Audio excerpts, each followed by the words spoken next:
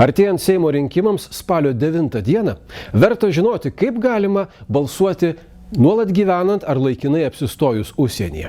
Yra du būdai. Galima balsuoti paštu arba atvykti į nuolatinę Lietuvos atstovybę. Norint balsuoti paštu, reikia užsiregistruoti Vyriausiosios rinkimų komisijos puslapyje www.rinkiopuslapis.lt. Registracijos terminas baigėsi likus nuo 5 iki 14 dienų iki rinkimų datos, priklausomai nuo valstybės, kurioje esate. Tikslę datą galite sužinoti savo šalies atstovybės puslapyje.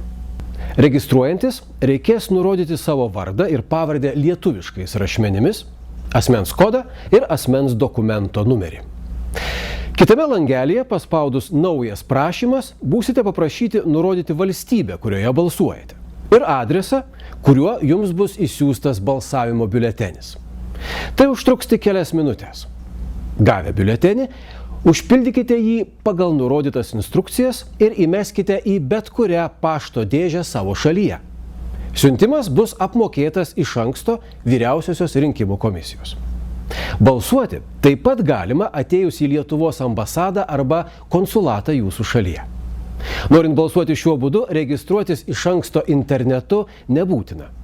Rinkėjai Lietuvos atstovybėse priimami rinkimų dieną spalio 9, o taip pat ir iš anksto, kiekvieną darbo dieną, likus 2 savaitėms iki rinkimų. Atėję į atstovybę gausite biuletenį, kurį užpildysite ir įmesite į balsadėžę. Detalesnė informacija apie balsavimo laikus bei savo šalies ambasados ar konsulato adresą rasite nuėję į portalą rinkiopuslapis.lt /elektroninė-registracija.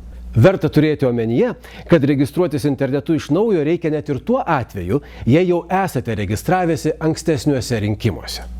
Daugiau informacijos apie balsavimą užsienyje ir artėjančius Seimo rinkimus rasite tinklalapyje balsuoklietuvai.lt. Laukiame jūsų rinkimuose. Iki.